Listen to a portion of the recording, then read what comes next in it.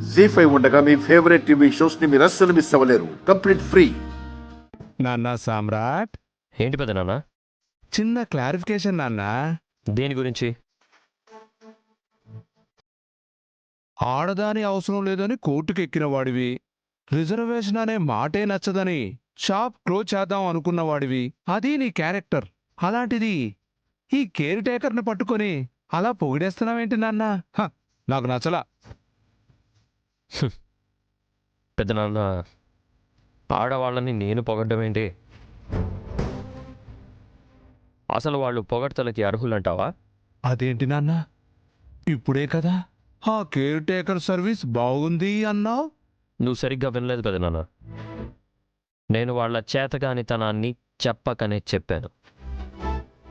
ఏముంటున్నావు నాన్న?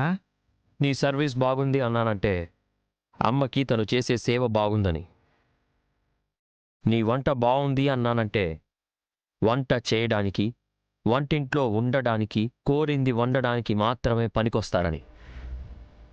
నాన్న, అందులో అంత మీనింగ్ ఉందని నేను గమనించలేదురా.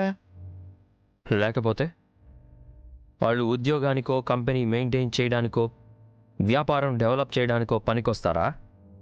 సరిపోయింది. వాళ్ళు దేనికి పనికొస్తారో అదే పని చేయిస్తాను. ఆ పనిలో గొప్ప వాళ్ళని పొగడాలి. కానీ వంటిల్లో దాటమని ఎంకరేజ్ చేస్తే మనం నాశనం అయిపోతాం.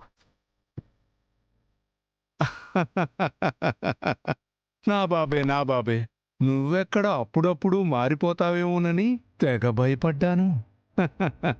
కానీ ఇక నువ్వు మారవని తేలిపోయింది. అయినా గిట్లా తయారవడానికి కారణం నువ్వు. ఇంకా లాభంలే. దీనికి వీలైనంత తొందరగా ఫుల్ స్టాప్ పెట్టాలి. లేదంటే నా భర్త ఈ ప్రపంచంతోటే ఎలివేయబడతాడు. అన్నట్టు నాన్న సామ్రాట్, ఏంటి పెద్ద నాన్న? ఆ కేర్ టేకర్ని పార్టీకి పిలిచావు. మరి నీ మాజీ భార్య ఆఫీస్లోనే పనిచేస్తుంది, తనని కూడా రమ్మన్నావా? షాప్లో కదా, ఓ ఎంప్లాయీగా పనిచేస్తుంది, అందరితో పాటు రమ్మన్నాను. ఎందుకు నాన్న అనవసరంగా కళ్ళ ముందు? వెంటనే డివోర్స్ ఇచ్చేయి, పేడా పోతుంది.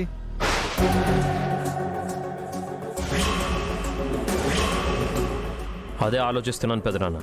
అనుకున్నట్టుగా కాంట్రాక్ట్ వచ్చింది, షాప్ కూడా గాడిలో పడింది. ఇక ఆ విషయం మీదే ఫోకస్ చేస్తాను.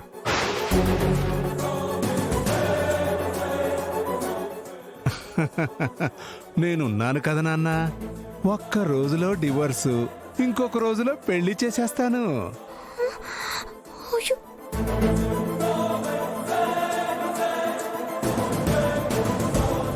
జీ5 యాప్ డౌన్లోడ్ చేసి అన్ని ఎపిసోడ్స్ పూర్తి ఉచితంగా చూడండి.